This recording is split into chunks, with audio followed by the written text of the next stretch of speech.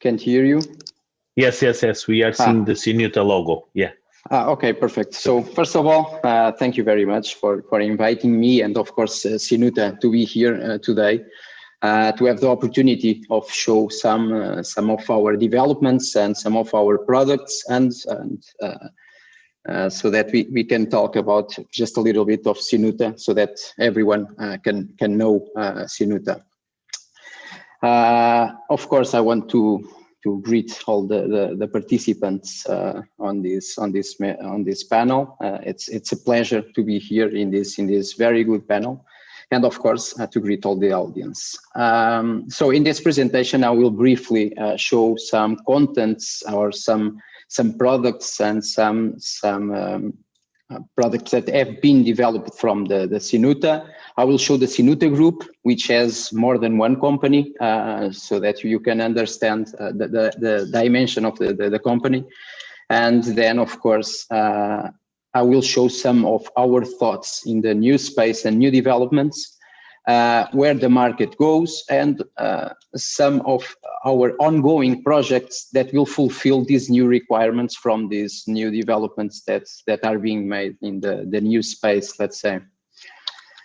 So first of all, okay, so about Sinuta, we have more than 25 years of experience in the telecommunications sector, and we are one of the leading manufacturers providing the operators, distributors, and integrators worldwide. We have the Sinuta company, which produces satellite dishes from 1995. We have the Forsat, which is a company of trading of telecommunications equipment. Then we have the Sinuta Brazil, which is related, of course, also with the satellite dishes. Then we have Sinuta FCE, which is a company for cutting and stamping dies. And then the HCareSol, which is a company from 2015, which is sells and develops clinical and geriatric equipment. Well, I'm from Sinuta, the first Sinuta that you see here from 1995. And this is related with only Sinuta. Our production capacity, we are leaders in Europe in terms of capacity or production capacity per year. So we have the capacity of produce 13,000 dishes per day. We have more than 400 containers shipped per day, and these are some revenues in 2020, around 17 million euros. In Sinuta, we are around 140 employees. Well, so our evolution and where do we want or where do we envision to go in the next few years? So we started with the DTH, the direct worm antennas, then some certifications, of course, the very small aperture terminal antennas. Then we begin to produce some of network systems, racks and sub-racks for optical fibers, and some certifications also. And then what we expect or we want is that in 2023, we could begin the production of the phased array antennas that I will show briefly in the end. Well, some of our products portfolio, of course, satellite dishes, DTH and VSATs, LNBs, bucks, cables, racks, and accessories. So this is just to show what is our product portfolio. Well, in terms of our main markets, we are in America, Central America, South America, in Europe, and in a difficult market, which is in Africa, but we are there also. Some of our main customers I present here today, just so that we can have more or less an idea, but we are talking about, and these are some of them, Eutelsat, Orange, Telefonica, Sky, and we have a lot more than this, of course. As we are investing in the research and we want to invest more on the research, it's important to to be associated in different associations. So we collaborate with the main Portuguese business association for the promotion of business innovation and technological cooperation from COTEC. And of course, it is important to be seen in the Portuguese space ecosystem. And so we belong now to the space catalog industry from Portugal Space also. Well, this leads me to the presentation that I want, or some thoughts that I want to address here today. So how's the satellite industry of today, if we think on the geo satellites, or how this is done? So we have the ground segment, we have the space segment. So we have the fixed terminals that point to geo satellites with large and shaped beams. And yes, it's fixed, and our business is done. So if we start to think, for instance, in 3 million subscribers, and if we want to change the terminal 2 degrees to the right, and if we want to do this like every 3 minutes or every 2 minutes, well, that's unfeasible. And that's where the new space is going, of course, talking not in GEO, but LEO and MEO.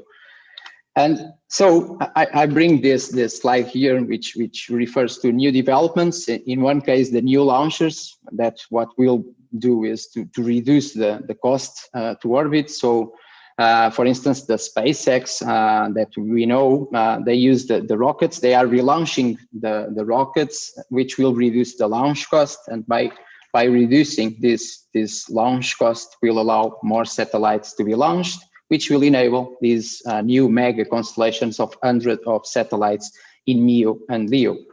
In the other side, we have the HTS, which are the high throughput satellites that will change a little the paradigm of these satellites. So in the traditional satellite, we have a single large beam and frequency reuse between the satellites. And in the HTS, what we'll have is that they will increase the global capacity for the communication.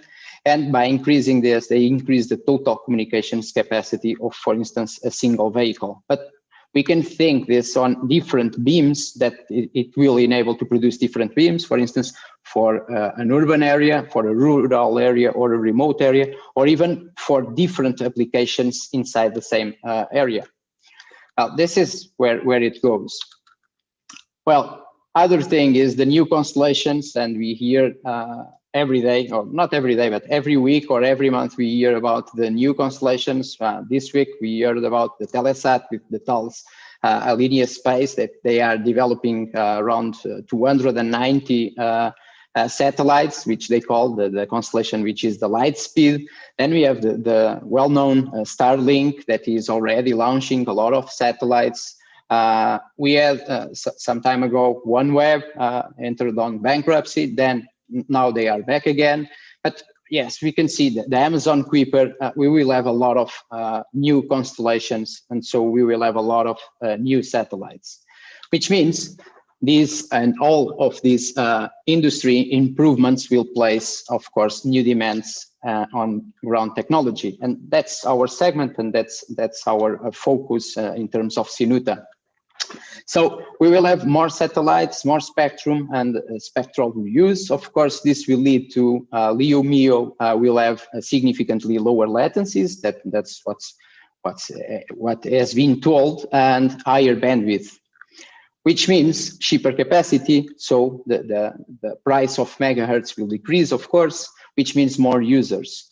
And of course, the benefits of this space segment has no value without the users, which means they need to communicate with space. Well, we have now some Starlink terminals right now, which they are on the Ku band for different distances and so on. But we need some kind of new products and some kind of new innovation in terms of these terminals, because what we have besides that is the expensive mechanically steered antennas.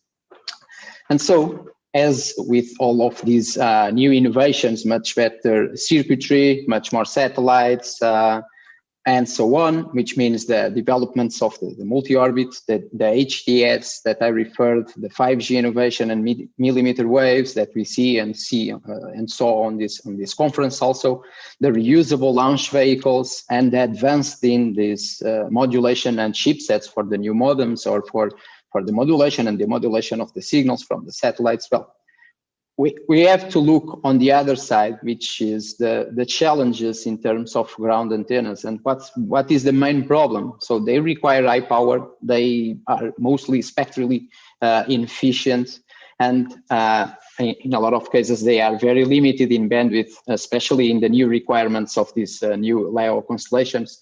And most important, I guess, it is the lack of scalability. Well, again, this leads us to the known phased arrays that have been used for SATCOM for many years. They are very good because they have low profile and reduced weight, and are very important for the aircraft segment, of course. But just quickly, if we look into and if we increase the number of elements of these antennas, well, the cost, the heat, and power consumption will, of course, all be driven from this number of elements. And in some cases, in the Ku band phased arrays, where we want to have a lot of and thousands of elements, often the costs come greater than 50K euros. Of course, this is reducing because the silicon generation is increasing and so on. But yeah, that's also a problem. And if we want to multiply the beams per terminal, we will need to double, in some cases, the number of circuits. Here I present just a few slides, just to show what's the market size versus the antenna throughput, and in terms of unit costs, so that we can have more or less an idea where we have more markets and what's the costs of it. So if we look into the commercial airplanes, we have high bandwidth, but the costs are very high, and the market is not so great. Of course, it is in terms of money. Of course, it is, but that's other way. And in terms of cars, we have a lot of market size and with low bandwidth, and the costs will decrease a lot. So just quickly to show the analog phase shifting, and I won't enter here in details. It's just to show that the analog phase shifting is very good, for instance, for small antennas and for low bandwidth. But we envision an ideal antenna which goes into the digital domain to perform the digital beamforming from the true time delay. If you control each of these elements that you see on the antenna, you can avoid some of the known problems, for instance, in the analog phase shifting, which is the beam squint, which is the beam angle changing as function of the frequency. Well, and in the digital domain, you can control each of the elements, and you can focus your beam in different frequencies with the same angle. And that's another point in favor. Well, looking into the analog phase shifting, and if we start to increase the beams, as you all know, yes, of course, we will increase the cost, the power, and the weight. So this leads me to a problem that exists, but leads me to the solution that is the project that Professor Nuno told us at the beginning. Well, this is a consortium formed by Sinuta, Instituto de Telecomunicações, and Inestec. This is more or less the block diagram, superficial or general block diagram that we have for the project. And mainly the antenna elements and the RF front end that you see is being developed from Instituto de Telecomunicações. So they need to develop new architectures to connect the antenna RF front end with a compact structure, new topologies of the radiating elements, and the developments in the Ka band in two different versions, the discrete and the MMIC. And we will follow the gallium arsenide technology. And in the other way, we have the FPGA digital beamforming, and we have the analog digital and digital to analog conversion chain to allow the interface between the digital beamformer and the analog front end, which the Inestec will be responsible on. And most important of this needs to be scalable. Why? Because one of the objectives of this project is, of course, to build a prototype of 16 elements for a transmitter and 16 elements for a receiver. And if we want to increase this, for instance, it must be possible to increase this from a 16 to a 64, 266, 56, and so on till, for instance, 4,096 elements. Well, this will lead us to, hopefully, with this very good product that will be a terminal that can be scalable to any size, depending on the customer needs, of course, and what type of constellations do we need to communicate. Any number of beams, low power consumption, of course, depending on the advancements of the silicon generation, but we know that they are advancements, and low weight due to the flat panel array. So I don't know if I shared my my sound, because I will finish with just a presentation of Sinuta, just to show you the inside our facilities, how it is Sinuta. Hopefully you will hear. Oops, sorry. Can you hear? No. It has some subtitles, no problem. This is just to show how it's inside the company and the machines that we use and the tools.